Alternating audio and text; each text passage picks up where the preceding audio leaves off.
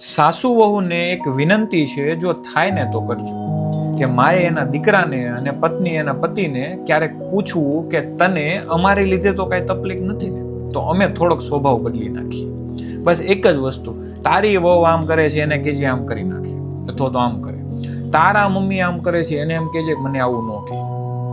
લા ભાઈ, પછી એમ કહો છો કે છોકરાઓ બહુ બગડે છે, હાથમાં નથી રહેતા અને ખોટા પગલા ભરે છે. 90% કેસમાં એને બગાડવામાં આવે છે, બગડતા નથી. અમુક જગ્યાએ ખોટા છે, સારા નથી, એની વાત નથી કરતો. જે જગ્યાએ સારા છોકરાઓ છે એ મજબૂરીમાં બગડે છે અથવા તો બદલે છે, ખોટા પગલા લે છે.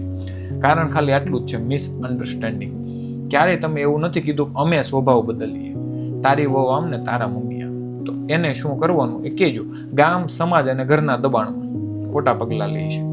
તો આટલી વિનંતી છે, જો થાય તો આટલું કરજો. અને આ વિડીયોને અમુક લોકો સુધી શેર કરજો. મારે કોઈ એવો બીજો હેતુ નથી. આ વિડીયોનો ખાલી હેતુ એટલો જ છે કે 5 ઘરે આ વિડીયો પહોંચે અને એની ઘરેથી કાં તો મમ્મી અથવા તો સાસુ અથવા તો એની વહુ શાંત ખાલી થઈ જાય ને, બીજી ડિમાન્ડ કરે કે કમ્પ્લેન કરે નહીં, ખાલી શાંતિ થઈ જાય ને, તો આપણો વિડીયો વસૂલ છે. આ બહુ સિરિયસ વાત છે આજની.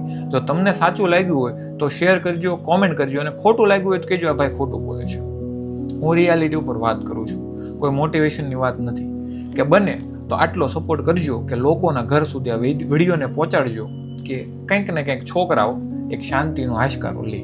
જે ખોટા છે એની વાત નથી, જે સાચા છે ને સાચે પ્રોબ્લેમમાં છે, ધંધો નથી કરી શકતા ઘરની મજબૂરીના લીધે કે ઘરે મગજમારી હાલતી હોય, એટલે આ જગ્યાએ પોગે ને તો એક હેલ્પફુલ થાય એકબીજાને.